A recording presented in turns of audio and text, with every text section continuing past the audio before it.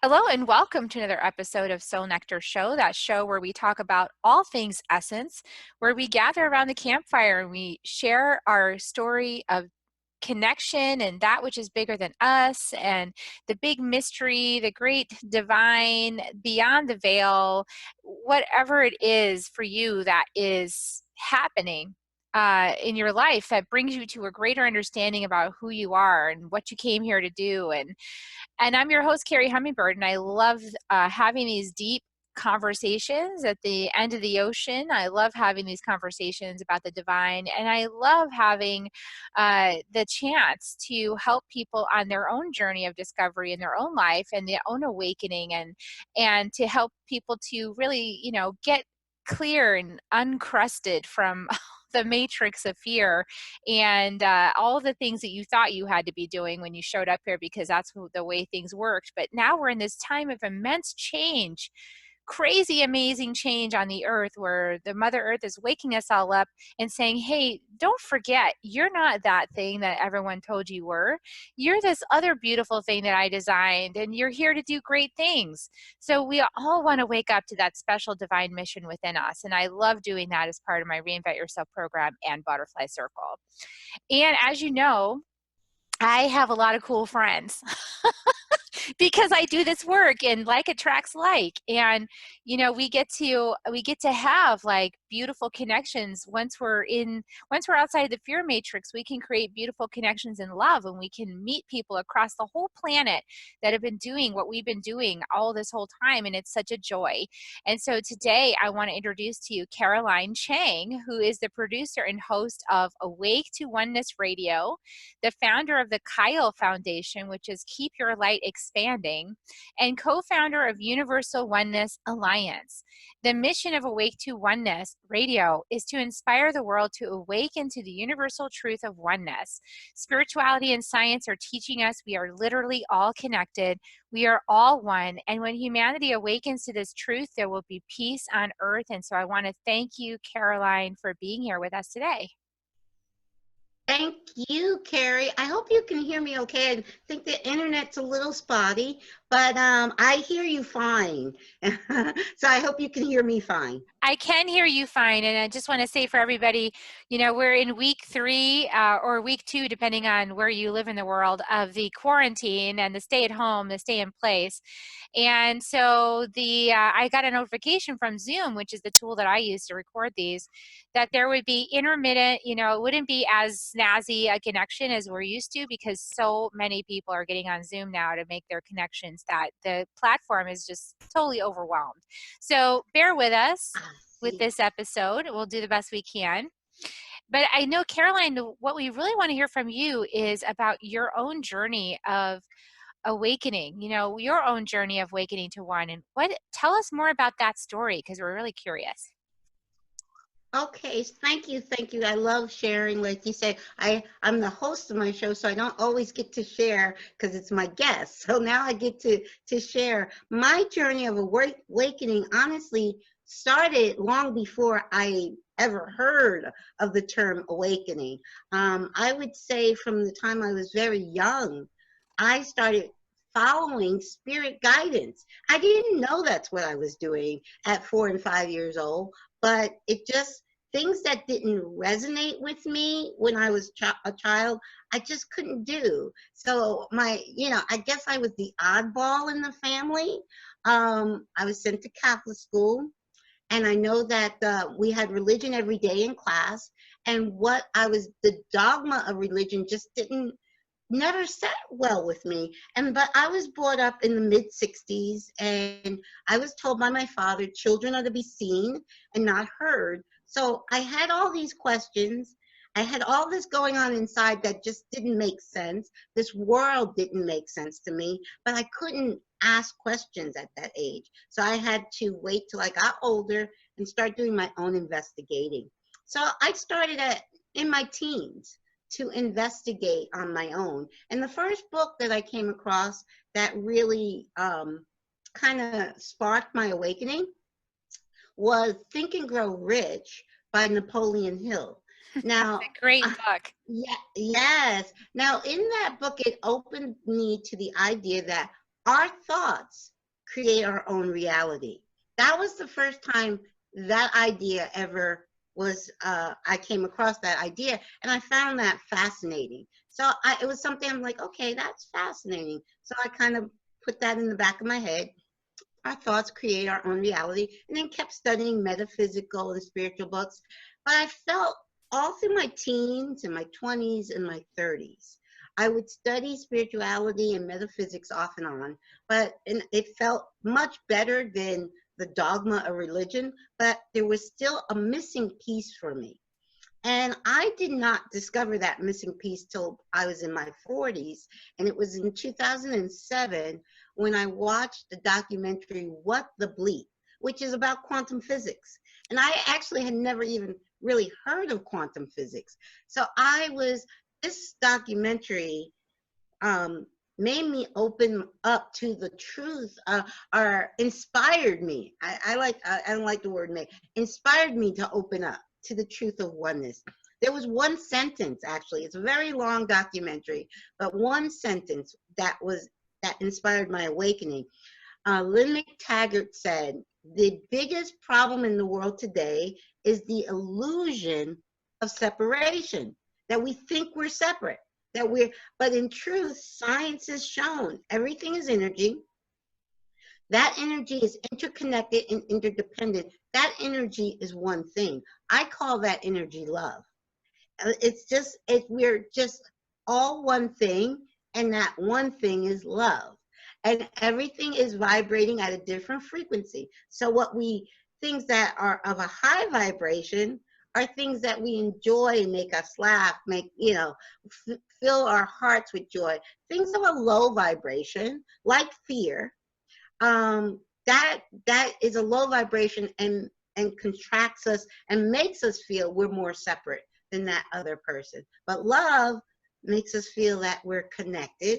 Fear makes us feel like we're separate, but there is still the same energy at different frequencies.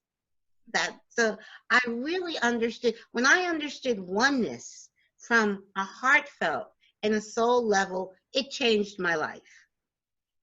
That's beautiful. I love that. Lynn McTaggart, The Intention Experiment, is a really great book. And Yes. it explains a lot of the science behind this, how Yes. we spot something in the reality and, or we have a belief and then we spot it and then we actually make it true. So like a lot of times scientists, they just prove their point because they can, because that's how it works. You proving your point.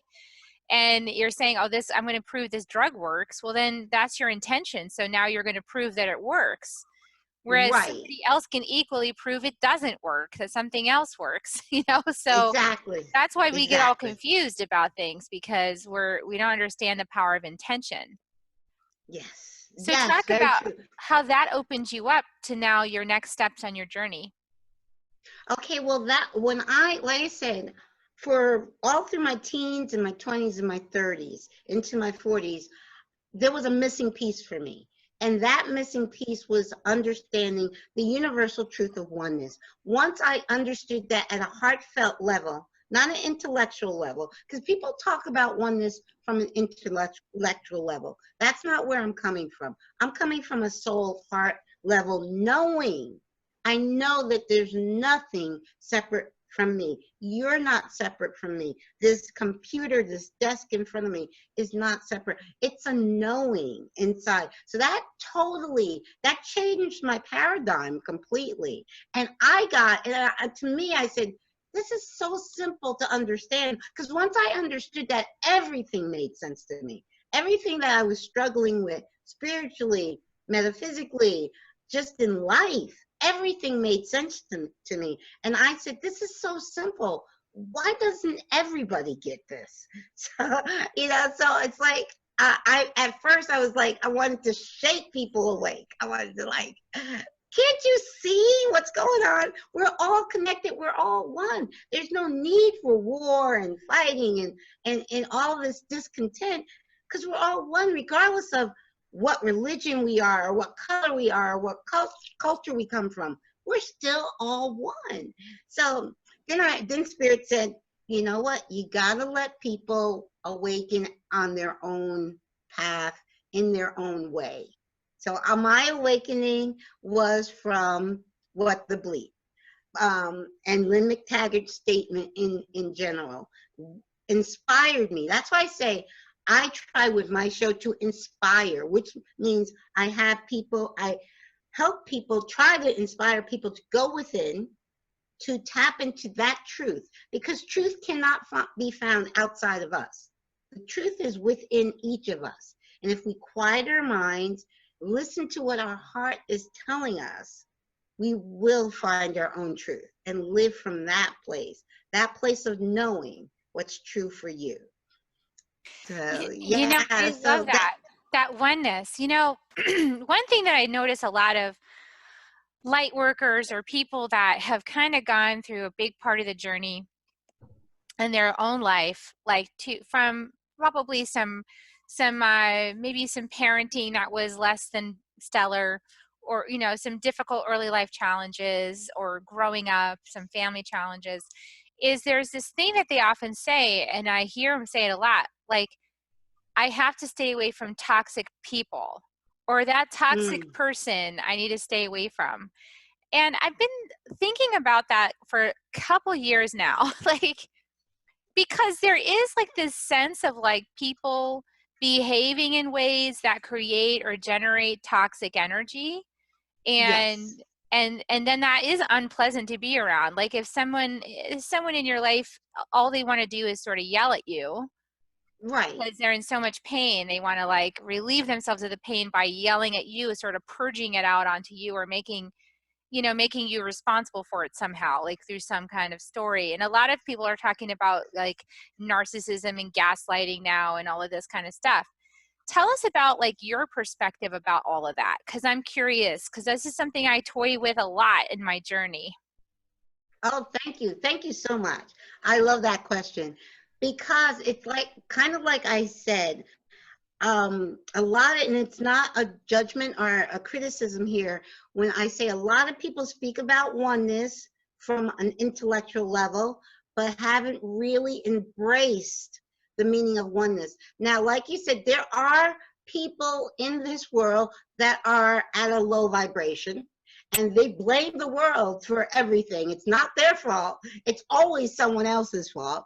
And so you can come in that space, and they're yelling and screaming and blaming you, but also remember, you don't have to engage with that at that level. You can, I mean, if someone starts just yelling and screaming at me, I'm going to be just very still and quiet and breathe deep, because I want to stay connected to my higher self. It's not what happens to us, it's how we respond to what happens. So if somebody walked in, say my office right now, and just start yelling and screaming, I would be very quiet, very still, and breathe very deeply, so I stay connected to my higher self.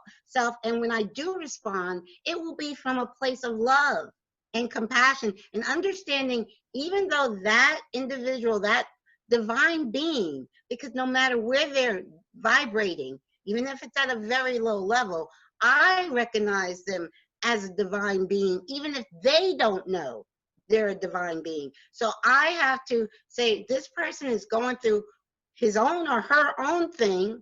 It really has nothing to do with me. They're just they're venting, but I don't have to engage on that level.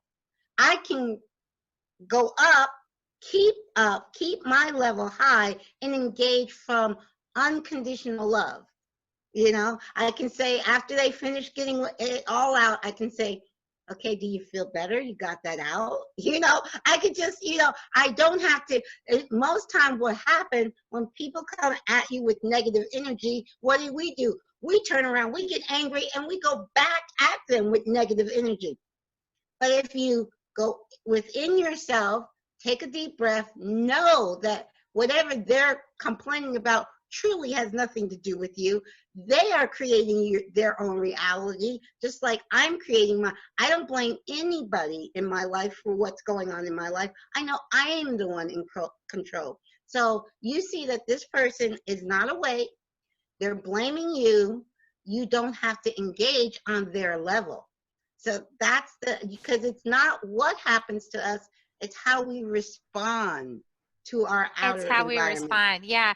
And so if Yes. you notice, like, and sometimes it's really sticky, right? Like I've had this situation where it's somebody really close to me that is like, wants me to engage in the argument. Okay. And like, and I've done what you've done. And then they got angry because I did that. because I said, do you feel better? You got that all out, Yeah. like they felt it was patronizing or condescending, right? Because I didn't Right. engage back with the Right. same energy. So there Right. are some people addicted to that Yes. suffering game, but because Yes. they don't know another way, and because I feel like there's so much armoring that people have around their hearts that it's Yes. hard for them to be vulnerable. Yes. Yes. Yes. That's very true.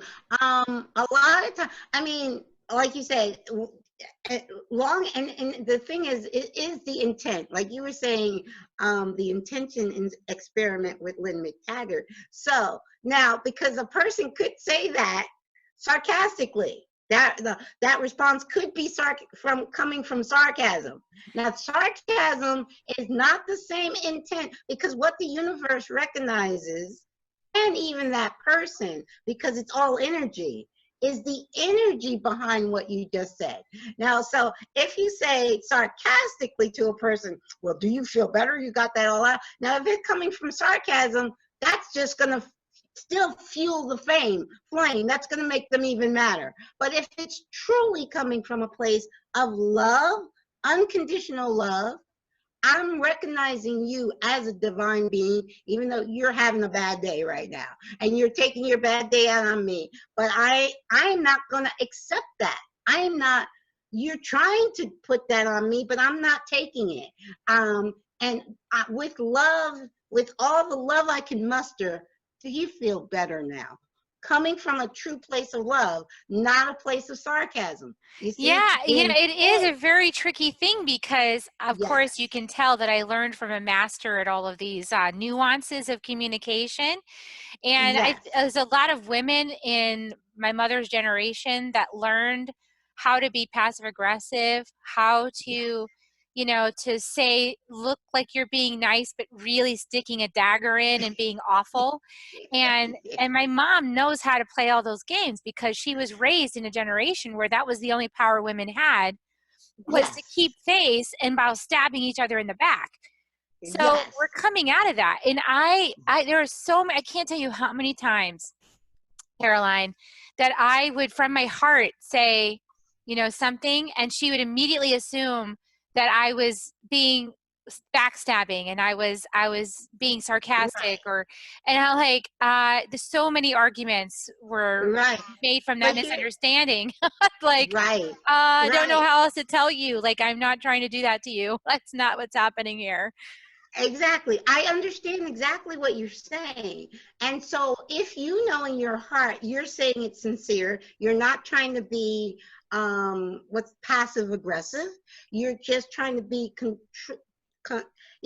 completely open, honest, and loving. And if you know that, she can't take that power away from you. And a person can't argue. I mean, there can't be an argument if it's only one person arguing. So even if she doesn't, you're giving it with true heart. She may not be receiving it that No, way, because her but lens says that women are backstabby and mean and whatever else, right? right. So but that's still just her. She can't put that on you unless you receive it. So if she's still going on after you say in a loving way, do you feel better now? You got that off your chest? And if that just blows her up, it's still on her. Your next response still has to be from a place of love and understanding. The only way two people can argue is if the other is arguing back. You understand? Exactly. And so Eventually, my yeah, solution to that has been like, okay, I'm going to leave now. Like, because that's been the only way I've been able to break the cycle in the past. So what's right. interesting is that a lot of people face this actually. Like, when I started talking about this dynamic, I found out a lot of women face this dynamic with their moms Yes, and with yes, other women potentially. But, it's kind of interesting because what I realized is that this, to be a light worker means to do what you're saying. In the ultimate sense of being a light worker, it means to be able to hold space for other people with complete love and compassion for wherever it is that they're coming from, and seeing them as a divine creature, just like you are, part of the same, like another aspect of you actually, like another aspect of you, like the many voices we have inside of us, we have the many voices outside of us, and to love Exactly. that one. And in order to get there, you have to not take it personally. That is the Yes, biggest exactly. thing, is to not take it personally when Yes. somebody else is having a reaction. But the problem is, a lot of us got this message inside our brains from our early programming that it's our fault, or somehow we are here to make it better, or we have to do something about it. We have to fix it somehow, which involves us Right. inside another person's process Right. when we think that way. Right, which that's also, again, misprogramming by society, thinking we have the power to fix another. We don't. We don't have. I hope I didn't lose you. It says internet unstable, but again, it's because of the Zoom is like, because of the, shutdown. But as I was saying, we, especially women, feel it's our duty to fix everybody, which that is so not the case. The only person we can fix is ourselves. That's the only job we have, is to be the best we can be and shine our light for others to see. But we can't fix another. We can, in a loving way, share with another, but it's their responsibility to go within and really change. True change comes from within. It doesn't come outside. So we as nurturers can inspire others to go within and change if that's what they should do. But we that whole idea of us saving the world and fixing others is a misconception that we as women were programmed. We were programmed. You're absolutely right, especially women. It's our job to fix everybody, but it's not. Your only person that you have to be concerned with fixing is you, no one else. Yeah, and it creates a lot of energetic entanglement when we think we have to Yes. fix everybody. It creates all of these Yeah. cross lines of energetic entanglement that make it really hard, number one, for you to know who you are in the middle of all that. Like, who am Yes. I, in the middle of this Yes. family or in the middle of this relationship? And because of that, that boundary is too permeable. It's like too permeable. Yes. It's like we all are one, and we need to know who we are inside the one. Like, it is important for both, like, to know that we're all one, Yes. and to have a clear boundary about which part of the one am I. Like, Yes. what am I Yes. working on? Yes, because we're all unique. No two are alike. Like no two snowflakes. We're all unique aspects of all that is God. My term for God is all that is. And we're each a unique. I love Rumi's quote, "You're not a drop in the ocean. You are the entire ocean in a drop." So each of us is all of God, not a piece of God, but all of God in a drop. And yes, it's so important because we're here for a unique reason, and no one else can do what we're here to do. So it is important for us to go within, tap into our true purpose in life, and then come out and live it, shine our light and live our true purpose, which no one else has that purpose but us. So yes, and it's never this or that in oneness. It's always this and that. It's always both. It's always a paradox. Yes. Yes, exactly. I love that. You are the whole universe in a drop. And certain Yes. things are turned on for you and certain things are turned off, but you have everything. And just like you have your whole ancestral DNA, you have everything inside your body. That's all of your ancestors that ever lived before is all inside your body. And certain Exactly. things are turned on and certain things are turned off just for your uniqueness. Exactly. Mm-hmm. Very, very true. Very true. This is true.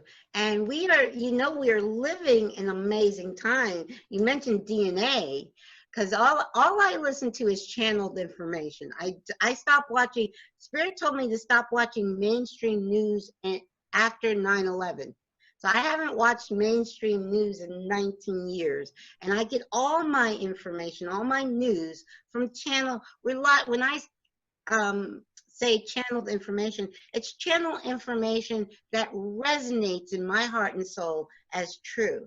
And all of the channel information is saying right now, our DNA, everybody on the planet, our DNA is being upgraded right now. So we're living in amazing times. Yes. Yeah, and we're getting, actually a lot of people are maybe upset about this coronavirus and afraid of it Yes. and saying it's really bad, and the opposite is actually true. It's here to help us clear out, because what I notice is that the lungs are all about grief. The lungs store grief and unprocessed and unforgiven things. And the throat is the inability to speak about it. The throat, when it gets clogged up, it's like, because you can't speak the truth, you can't share your heart. And so this virus is actually assisting a lot of people who were stuck and blocked up through unforgiveness and through Yes. suppression of their feelings, to actually clear that energy out of the lungs and out of the throat, so that they can be liberated from it. Yeah. Oh, are you there? Yep. Okay. Yeah, yeah, it's like you said, Zoom. Zoom is acting up. It sure is. It's got a lot of people on Tuesday morning meetings, apparently. Yes, yes, yes. Zoom is totally. I was actually on Zoom last night and it was pretty okay. But this morning, we might not have internet starting tomorrow, as early as tomorrow, for several days. This again this is coming from channeled information and a lot of people that have done a lot of research. It's kind of all over the internet now that we might be completely out of internet starting tomorrow for a Yeah, few days. where are you get, like, I've heard that. My husband works for the internet company and he hasn't heard anything about that. So, Okay. but I have Again, wondered about that, because I don't know if that's a conspiracy theory or if that's true.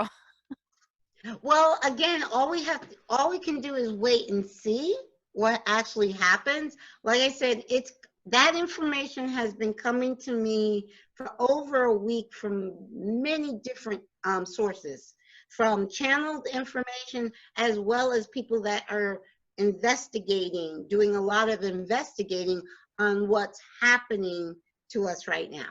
So it's coming from many different sources it can be anywhere from 3 to 10 days that we will not have internet service. And that information has been coming to me for over the last week, for the last, I would say, 10 days.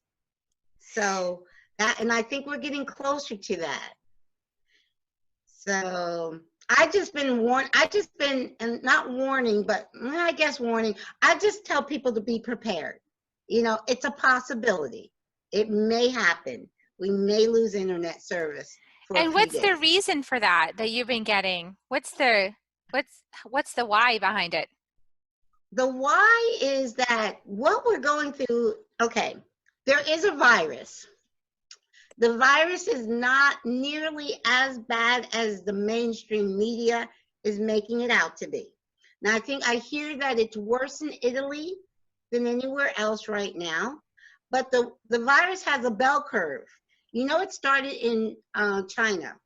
Do you know that right now in China, they're 95% back up and running because there hasn't been a new case in China since March 18th.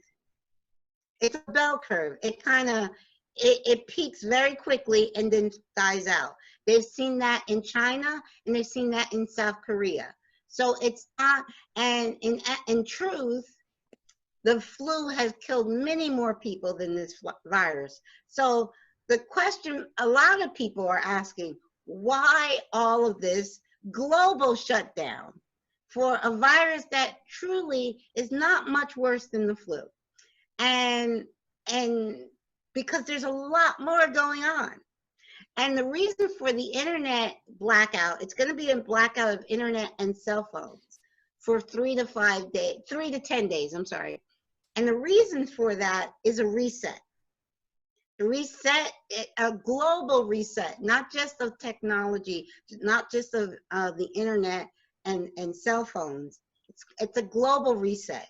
It's humanity is truly going through an awakening. And that's what I don't like to use the word predicted, because here's the thing. We are creating each next moment in this now moment with our vibration. So we live in a multi-dimensional universe, meaning we are going to experience what we are vibrational matched to. And right now, we are on a very, very good timeline to experience our ascension very smoothly. I'm just trying to give this message without going into too much detail, because again, it hasn't unfolded yet. So we have to see how it unfolds. But I have been telling people to be prepared. You know, everybody's been told to have enough food and supplies in the house for 2 weeks, which is a good thing. We are going to be stuck in the house for a few days where there is blackout period. And that's a good time to actually meditate, go within, and ask your higher self, what's going on? And listen. So get the answers directly from your higher self, each person. So I would say for people that during this time, no need to panic. No need. I just lost my, no need to panic at all. Fear is a low, very low vibration. And at this time, we really want to keep our vibration high. So it's actually a time to go within and get our answers from inward. That's kind of the best I can say right now. Awesome. So I hope that. Yeah, I think I hope that doesn't sound too vague. It's just that I don't know. See, everybody's at a different place, and so everything's going to be revealed in due time. A lot of disclosure is going to happen during this time. Full disclosure. If you've ever heard that terminology. Yeah, well, there's been a lot of things going on the planet that have been, well, we've been living in the control matrix. We've been living in the fear matrix and the control matrix by people who had control over the population of Earth and the forces that worked through them to make it happen. So I don't believe that people by themselves are that capable. It's more like the energies that they allow passing through them to shape their actions and their work and some of these have been families for generations, right? Because these energies operate through family lines. They go down through family lines and they operate through family lines, sort of like farming people. Yes. So we're breaking out of that now. Many of us have already liberated ourselves from it.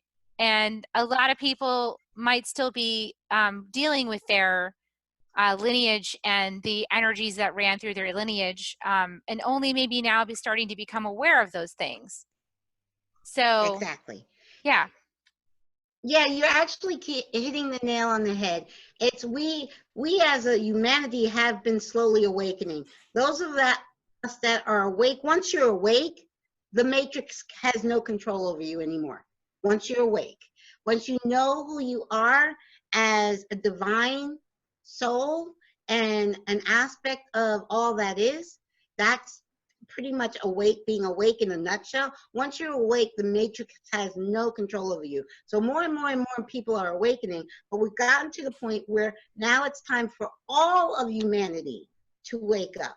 And that's what we're at right now, where it will be that's why they want to have several days of blackout, so we can, during that time, there will be full disclosure. Remember, I don't know if you are even young enough, back in the day when I was little, in the 60s, you'd always hear this testing of the emergency broadcast system. You haven't heard that in a while, but there's an emergency broadcast system. And the only thing people will be hearing globally, this is not United States, this is going to happen globally. There will be a broadcast on the emergency broadcast system, just repeating over and over as to what is actually happening. Full disclosure will come to us through the emergency broadcast system. Now, a lot of people are going to freak out when this happens, because they're going to think that, they're actually going to think the opposite is happening as to what is actually happening.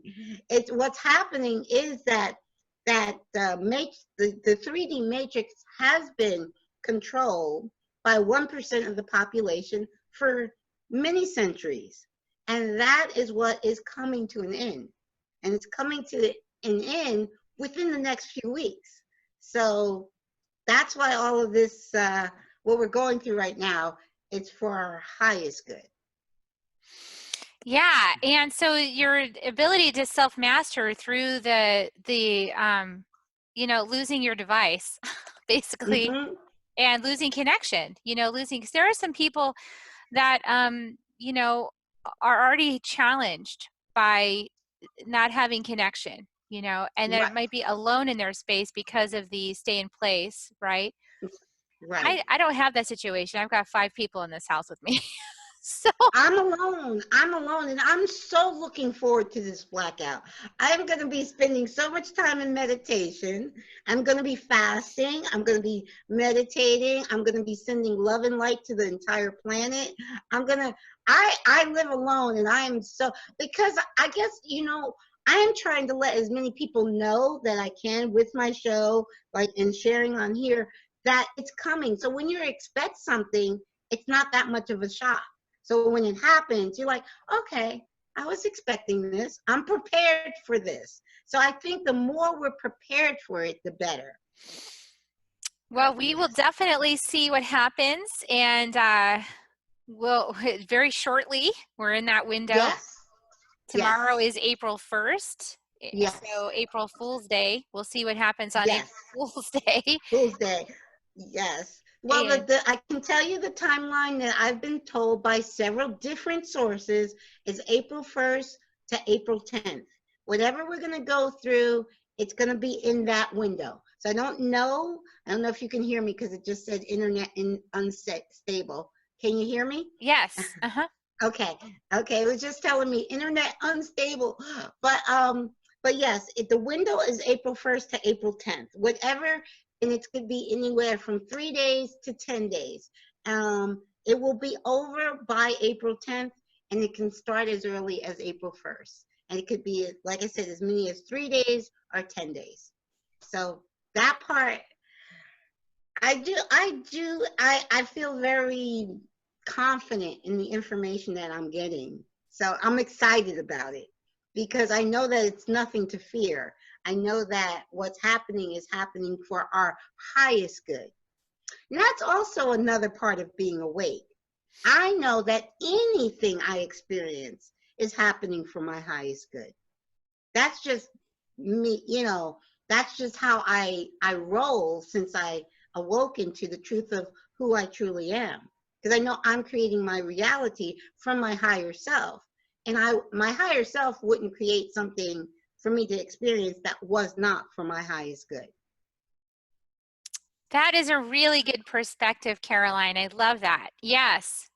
Trust yourself. And that's the message I kept getting from my soul. Trust yourself being your soul. Trust yourself. And stop looking for the answers out there. Look for the answers in here, inside. Yes. And that's during the blackout, when it's not going to be, we're going to have electricity. So it's not going to be that kind of a blackout, but no internet, no cell phone, And the only broadcast will be the emergency broadcast system for 3 days or more. So that during that time is a good time to go within. That's my best, to go within, search for your answers within, send love and light to the world, send love and light to the universe, and all shall be well. I I'm can't believe we're excited. not even going to get Oprah. What about my meditations? Anyway. Yes. Yeah. So, well, good. Well, thanks for that. And so now, how do people find out more about you? Is it through the radio stations that the radio shows that you do? Is that how people Exactly. find out about That's the way they can find me. It's awake, the number 2, onenessradio.org. And you can also search Awake to Oneness Radio on YouTube and find me that way. But yes, Awake to Oneness Radio, you'll find me. Just Google it, YouTube me. I'm all over the place. Gorgeous. All right. Well, love you much, Caroline. It's been a pleasure. And I hope everybody out there really enjoyed this broadcast. So if you do, then please like and share and put it out there and share it with your friends. And we'll see you next time on Soul Nectar Show. So I'm going to give you kisses. Here come my kisses, everybody. You can join me if you want, Caroline. Yes. Yes. Love you, everybody. Love you. We'll see you next time. So much. Thank you. Thank Bye. you.